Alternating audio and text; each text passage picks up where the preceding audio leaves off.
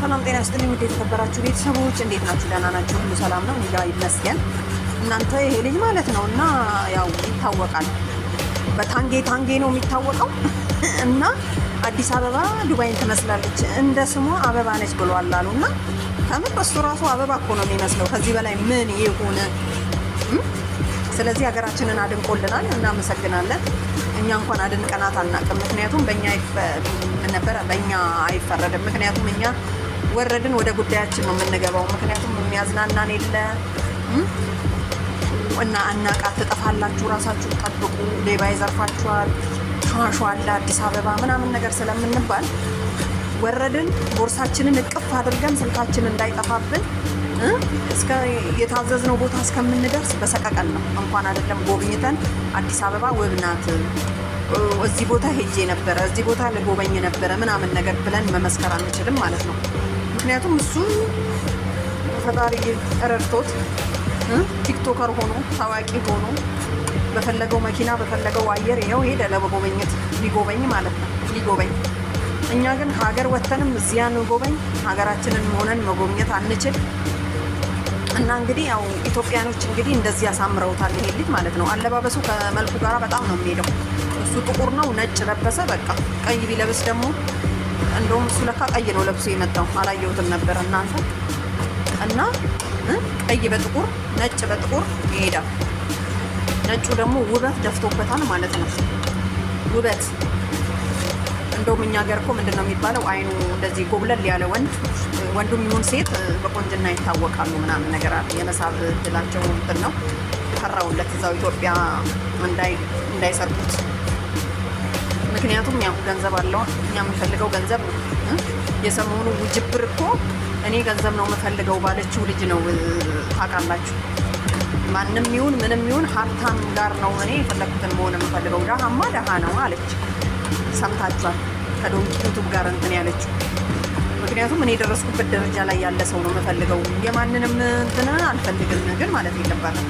እንደዚህማ ያለው ከፈለገ የሌለው እንዲቆሞ ቀረበል እንደኛ እንዲቆመን ቀረን ማለት ነው። ስለዚህ እሱም አሁን ማንም ሰው መልኩን የሚያደንቀው የለም። ገንዘብ ስላለው የፈለገውን ነገር ማድረግ ይችላል ማለት ነው። በእንዲህ አይነት ሂሳብ ስናወራረደው ማለት ነው። እና እኔ ግን በዚህ አላምንም። ይበቃዋል። የራሱን ህይወት መምራት ከቻለ አንድ ሰው ምንም ሀብታም የሚያስብል ወይም ደግሞ በሚዲያ ደረጃ የሚያስጠራው ምናምን ከሆነ ጥሩ አይደለም። እሱማ የሌላ ሰው ነው።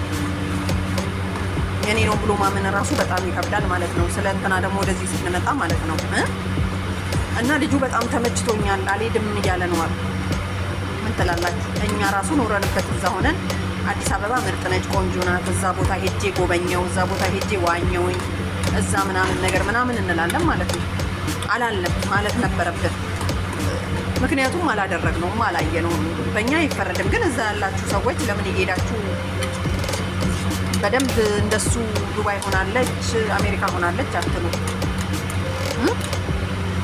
እና ምን ለማለት መሰላችሁ? ያው እኛ እንደወረድን ነው መጣን። ምክንያቱም አዲስ አበባ ሸዋሸዋ አለ ተብሏል። እኔ አሁን እዛ ሲሄድ ማለት ነው ስልኬን ይወስዱብኛል ወይ ደግሞ አንዱ መንጥፎኝ ደግሞ መሳፈሪያ አጥቼ ልመና ገባለሁ ምናምን ነገር እና ምን እንደማድረግ ታውቃላችሁ? በቃ ቦርሳዬን ጥብቅ አድርጌ ይዛለሁ። ከዛ በኋላ ሰው ጠይቃለሁ። እዛ ቦታ መሄድ ፈልጌ ነበረ፣ እስቲ የቱ ጋር ነው ምናምን፣ ልክ እንደሚያቅሰው ምናምን አለ። የቱ ጋር ምን አይነት ሰው እንደምጠይቅ ታውቃላችሁ? የሆነ በቃ አይቼው ይሄ ሰው ሌባ አይደለም ወይም ደግሞ ሸዋሸዋ አይሰራም ብዬ ከፈጣሪ ጋር የምተማመንበትን ሰው ትላላችሁ። እና ተሸጉጄ አላውቅም እስከዛሬ። ስለዚህ በእኛ አይፈረድም ለማለት ያክል ነው። አብዛኛው የመዳም ቅመሞች እዚህ አዲስ አበባን ሳናይም የመጣን አለን። ምክንያቱም በዛኛው መንገድ ዞረን ስለምንመጣ አብዛኞቻችን፣ በዚህኛው መንገድ ደግሞ ስንመጣ ከሰው ጋር ነው የምንላከው።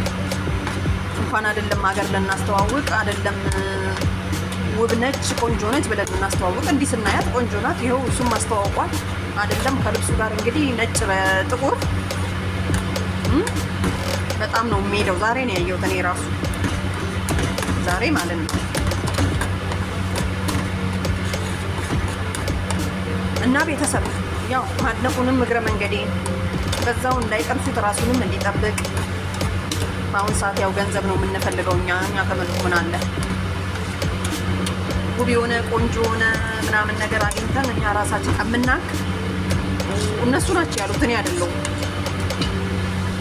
እኔ ከምንም ነፃ ነኝ። ምርጫ አልገባውም ለማለት ያክል ነው። እኔን አይመለከትም፣ ግን የሚመለከታቸው ሰዎች እንደዛ ነው ያሉት። ለማንኛውም ቤተሰብ ቪዲዮዬን ላይክ አድርጉልኝ ምናምን ነገር። ከዛ በኋላ ያው እኔም ልፈምስና ትንሽ በደንብ ራሳችንን እናስተዋውቃለን። የት ሀገር ነኝ፣ የት ነው የተወለድኩት፣ የት ነው ምናምን ምናምን ምናምን። ለማንኛውም አመሰግናለሁ ባይ